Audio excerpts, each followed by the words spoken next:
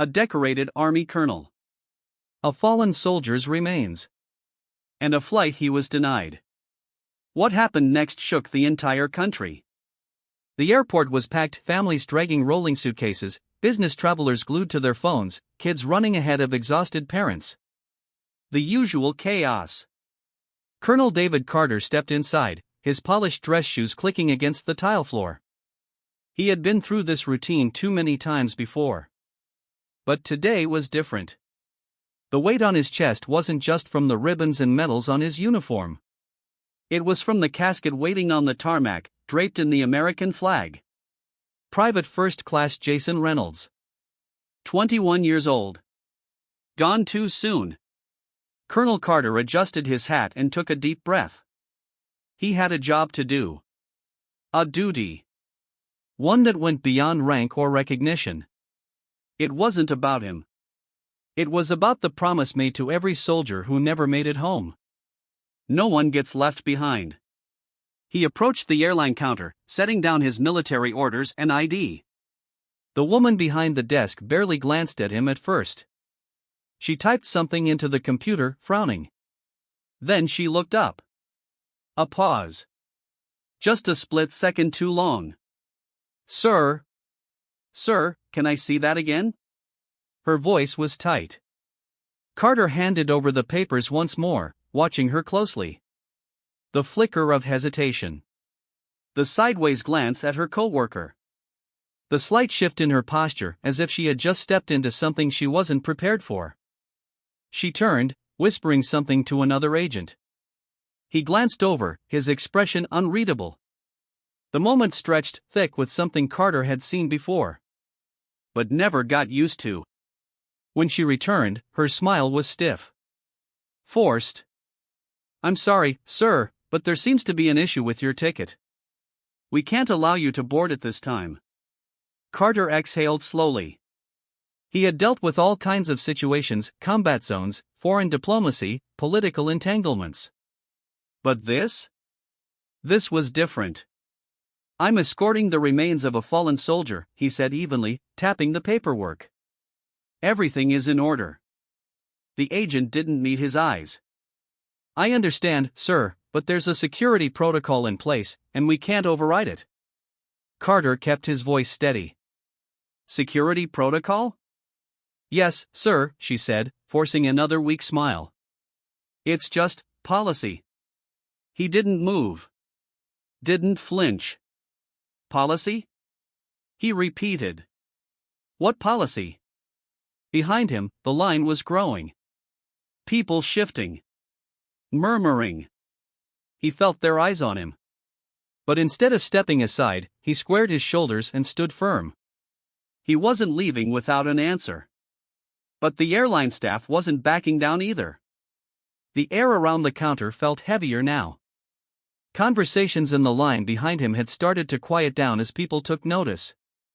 A man in a crisp military uniform being denied his flight wasn't something you saw every day. Colonel Carter remained calm. His voice steady. Ma'am, I need to understand exactly what the issue is. This is a military assignment, not a personal trip. My documentation is valid. The agent hesitated again. Her eyes darted toward the other airline staff huddled near the back, whispering. A supervisor, a man in his mid-50s with a tired expression, finally stepped forward. He adjusted his name tag, then folded his arms as he glanced at Carter. Sir, I apologize for the inconvenience, he started, his voice laced with that professional tone people used when they wanted you to stop asking questions. But we have certain policies in place, and unfortunately, we can't override them at this time. That phrase again. Policies. Carter inhaled slowly through his nose. He had seen this before. Just in a different setting. I've flown with military escorts before, he said, keeping his frustration buried under years of discipline. I know the procedure. And I know there's no policy stopping me from boarding. So let's be honest. What's the real reason I'm being denied? The supervisor cleared his throat. Shifted on his feet. It's just an extra security measure. Nothing personal, sir. Nothing personal. That was rich.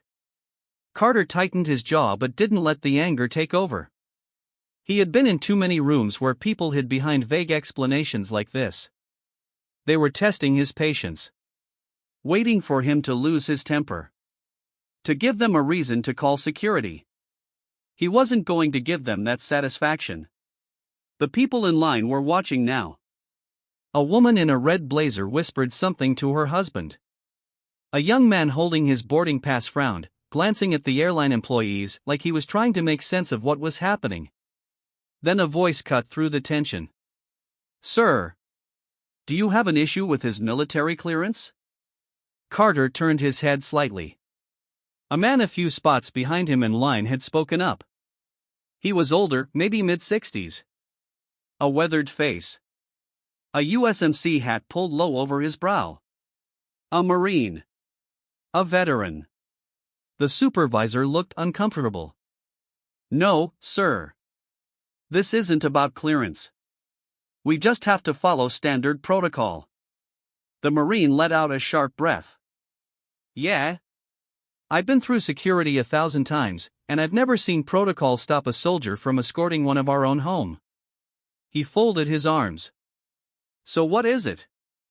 More murmurs spread through the line. People started pulling out their phones. Recording. The shift in the air was palpable. The staff behind the counter could feel it, too. The agent who had originally denied Carter stole a glance at her supervisor, looking unsure now. The supervisor sighed. Rubbed a hand over his temple. He looked at Carter again.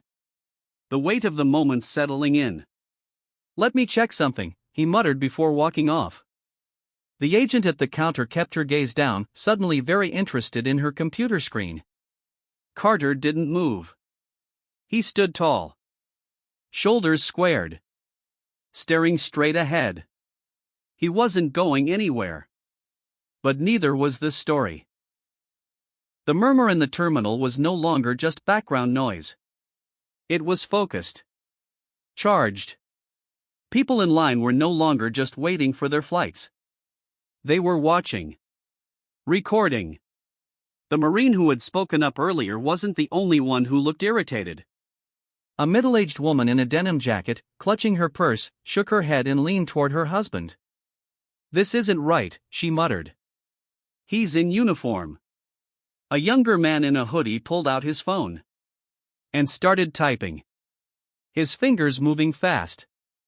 People were taking notice. And that was dangerous for the airline. Carter kept his expression unreadable. But inside, he was taking note of every detail. The supervisor hadn't returned yet. Which meant one of two things. He was either scrambling for an excuse. Or waiting for this to die down. Neither was going to happen. Then a voice came from behind him. "Excuse me, sir?" Carter turned his head slightly. A young woman, no older than 25, was standing a few feet away. Phone in hand. Her eyes uncertain. But determined. I don't mean to intrude," she said, "but I just want to make sure I understand. They're not letting you board?" Her voice wasn't loud. But the way she said it, careful. Deliberate. Made people nearby pay even more attention. Carter exhaled. Glancing at the agent behind the counter. "That's correct." The young woman blinked. As if she expected to hear a different answer. She hesitated for just a second. Then nodded once. And turned her phone screen toward him. "I'm live right now," she said. "People need to see this." And just like that, the floodgates opened. Another man held up his phone. "This is wrong," he said, shaking his head. "This man is literally escorting a fallen soldier." A woman further back raised her voice. "Hey! Excuse me." She waved her hand toward the counter. "Can someone explain why he's being denied?" A few people shifted uncomfortably, clearly unsure whether they should get involved. But the energy in the room had changed. What started as quiet murmurs had grown into something bigger. something the airline staff could no longer ignore. The agent behind the counter looked like she wanted to shrink into the floor. Her hands were frozen over the keyboard, eyes flickering to the camera lenses pointed in her direction. Then, the Marine from earlier took a step forward. He was done playing nice. "I've seen a lot of things in my time," he said, voice steady but firm. "But I never thought I'd see the day when an American soldier, especially one escorting the remains of a brother in arms, was treated like this." The terminal had gone eerily quiet. Even the usual airport announcements over the speakers seemed distant. Muted. The only sound was the recording beeps from phones, capturing every second of what was unfolding. The Marine squared his shoulders. "This is a disgrace." The agent swallowed hard. Her fingers trembled as she clicked at her keyboard again. The supervisor was still nowhere to be seen. Passengers whispered. A baby fussed in its stroller, but the mother, instead of soothing the child, was staring at her phone. Reading something. A look of disgust on her face. Then, somewhere in the back of the line, a man muttered, "It's already trending." Carter didn't move. He didn't need to. The world was watching now. The tension in the terminal was thick.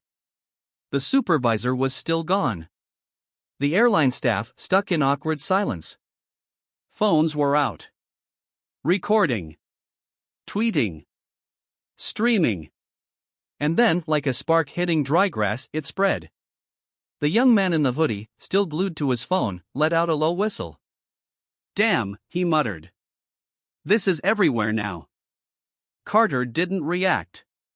He knew better than to celebrate too soon. But from the way the agent behind the counter stiffened, he could tell she knew it too. The woman in the denim jacket checked her phone and gasped. "Oh my God," she whispered to her husband. "It's already on Facebook." The older Marine grunted. Pulled out his own phone. "They don't even know what kind of storm they just started." Then, as if on cue, the airport's loudspeaker crackled to life. "Attention passengers, due to unforeseen circumstances, Flight 237 to Phoenix will be delayed. We apologize for any inconvenience." A few groans rippled through the crowd. But most people weren't even paying attention. Their focus was here. On the uniformed soldier being refused a flight while carrying out his duty. A minute later, a young woman near the windows gasped. "He's on Twitter." She turned her screen toward the crowd. People leaned in. A tweet. Written in bold, capital letters. "They just denied a black U.S. Army colonel his flight while escorting a fallen soldier's remains. This is how we treat our heroes.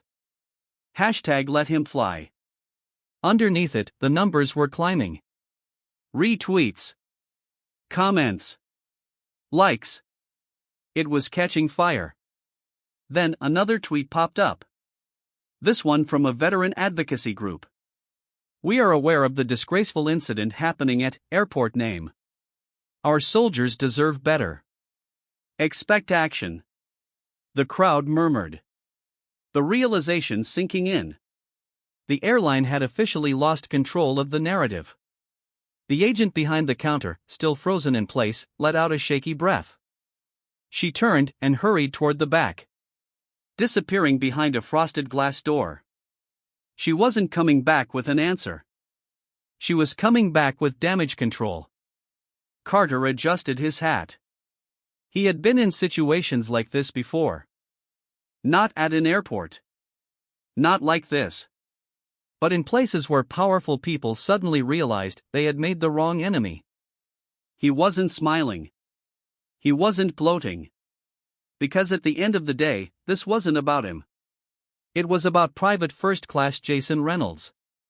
The young man waiting to go home.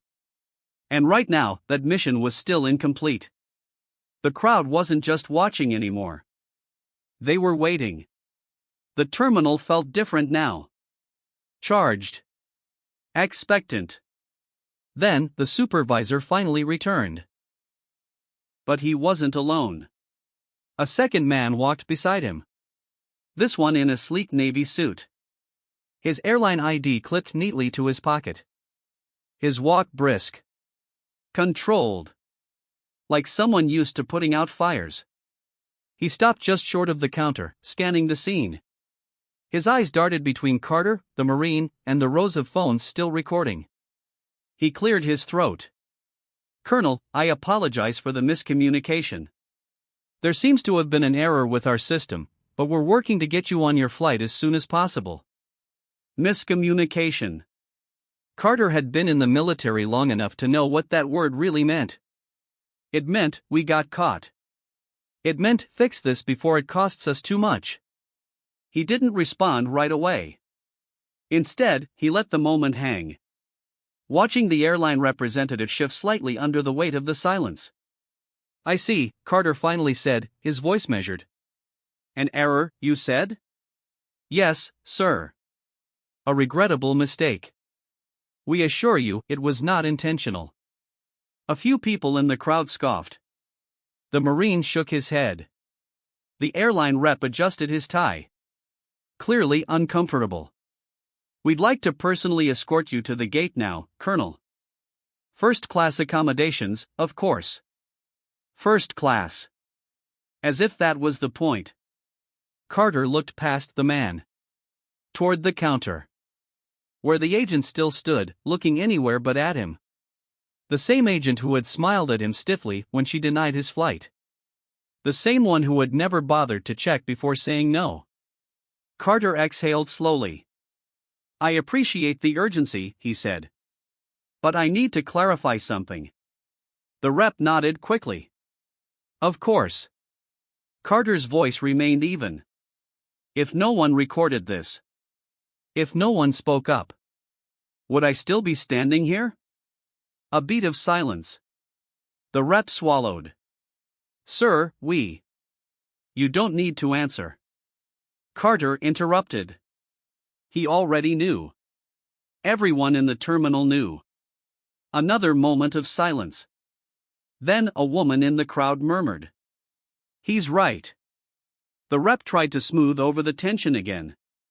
"Sir, we sincerely apologize." "We both know this isn't about an apology," Carter said. "It's about accountability." The crowd murmured in agreement. People weren't just angry anymore. They were disappointed. The rep knew he was losing control. He straightened his posture, adopting a more authoritative stance. "Colonel, let's get you on your flight now." But before Carter could respond, a new voice cut in. "Sir." A younger man, in an airport security uniform, had appeared at the side of the counter. He held out a phone toward the airline rep. His expression tight. "I think you should see this." The rep frowned. Took the phone. Scrolled. His face paled.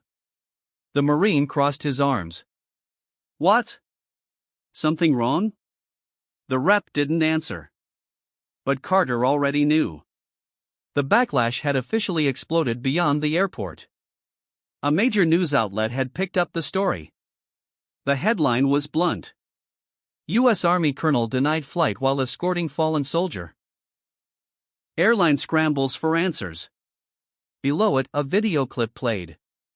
Footage from the terminal. The airline rep handed the phone back. Inhaled sharply. Turned to Carter. "We deeply regret this situation," he said. His voice was thinner now. Forced. "We'd like to issue a public statement clarifying." Carter cut him off. "The public already knows the truth." Silence. The rep pressed his lips together. Carter looked at the crowd. At the phone still recording. He turned back to the rep. "I don't need first class. I don't need special treatment. I need respect." He paused. "And so does the soldier I'm escorting." Another murmur ran through the crowd. The rep gave a stiff nod, as if that was all he could do now. "Understood, sir." The Marine let out a small, approving grunt. Carter adjusted his hat. "Now let me finish this mission." But the consequences for the airline were just beginning. The airline thought the situation would fade. A few apologies. A press release. Maybe a statement from their CEO. Damage control. But the public wasn't letting this go. News networks picked it up. Veterans organizations released statements condemning the airline's actions. Politicians weighed in, demanding accountability. Then came the financial hit. By the end of the week, the airline stock had dropped. A trending hashtag calling for a boycott gained traction. Customers flooded their social media demanding answers. And then, the final blow. A lawsuit. A coalition of military advocacy groups filed a formal complaint against the airline for discrimination and failure to uphold service member protections. Under pressure, the airline's CEO made a public appearance, called it a regrettable misunderstanding, announced that the employees involved had been placed on administrative leave. Too little. Too late. Meanwhile, Colonel Carter continued his mission. He escorted Private First Class Jason Reynolds home, standing by as the young soldier's family received him for the last time. He didn't need the headlines. He didn't need the attention. He needed respect. And that was the real fight. Respect shouldn't be conditional. It shouldn't require a viral video or public outrage. It should be the standard. The people at that airport. The Marine. The passengers who spoke up. The ones who refused to stay silent. They proved something important. When people stand together, injustice has nowhere to hide. If you believe in accountability, if you believe in honoring those who serve, let your voice be heard. Because silence lets things like this happen again.